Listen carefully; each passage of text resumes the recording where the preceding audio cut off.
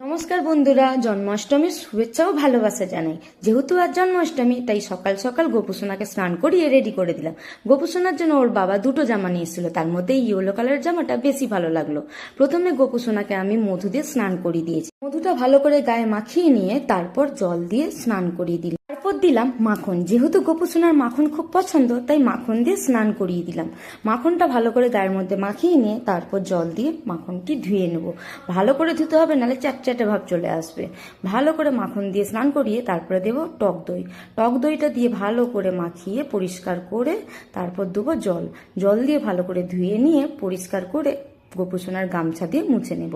এই গামছাটি গোপুসোনার জন্য নতুন কেনা হয়েছে, পুরাতন গামছাটি আর ইউজ করলাম না। গোপুসোনাকে ভালো করে মুছিয়ে নিয়ে এবার পরাবো ড্রেস।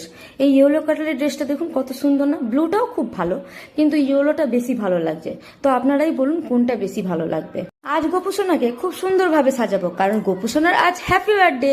Happy birthday Gopusona. গোপুসোনাকে কিন্তু এই ইয়েলো কালারের ড্রেসটা দারুণ লাগছে। তারপর পরিয়ে দিলাম মুকুট। এই মুকুটটি আমার মা আমাকে কিনে দিয়েছিল। মুকুটটা কত সুন্দর লাগছে না? তারপরে গোপুসোনাকে সিঙ্গার করে দিলাম। যেহেতু আজ বার্থডে, তাই একটু সাজুগুজু তো করতেই হবে। আর দেখুন কত সুন্দর লাগছে। তারপর গোপুসোনাকে দিলাম বাঁশি। বাঁশি ছাড়া তো গোপুসোনাকে মানায় না। এই বাঁশিটাও আমার মা আমাকে কিনে দিয়েছিল। তারপর রজনীগন্ধা ফুলের মালা দিয়ে গোপুসোনাকে সাজিয়ে দিলাম। জন্মাষ্টমী উপলক্ষে আমাদের পাড়ায় বসেছে মেলা, আপনারা কিন্তু অবশ্যই আসবেন। আমাদের পাড়া বলতে মির্জা বাজার গয়লা পাড়া। যেহেতু আমাদের বাড়িটি রাস্তার ধারে, আর এই মেলাটি রাস্তার ধারে হওয়াতে আমরা 6-7 দিন এখন এই মেলাটি উপভোগ করব।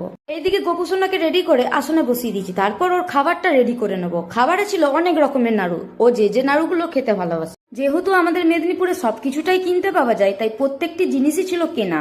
যেমন ধরুন তালের বড়া। তালের বড়া সবসময় বাড়িতেই আমরা তৈরি হতে দেখেছি, কিন্তু এখন মার্কেটেও বিক্রি হয়। গোপুসোনার জন্য মাখন একটা বাটিতে বেড়ে নেব এবং তারপর দেব তুলসী পাতা। এখানে আমি 2 রকমের তুলসী পাতা নিয়েছি।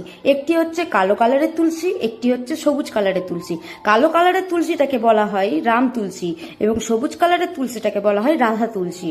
যদিও এটা আমি জানতাম না, শ্বশুর বাড়িতে এসেই শোনা। তারপর গোপুসোনার জন্য গ্লাসে দুধ ঢেলে নেব।